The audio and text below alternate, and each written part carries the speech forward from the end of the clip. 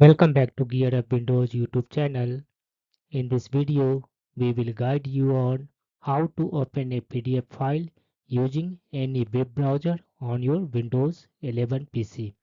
For your information only, all the modern web browsers support built-in PDF so that to open a PDF file using any web browser on your Windows 11 PC, first locate and select the PDF file, then right click on it and in the pop-up window select open with option and then you can select any web browser that you have installed on your PC.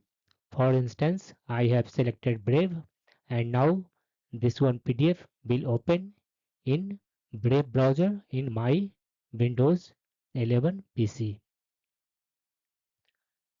Like this, you can open your PDF file using any web browser on your Windows PC.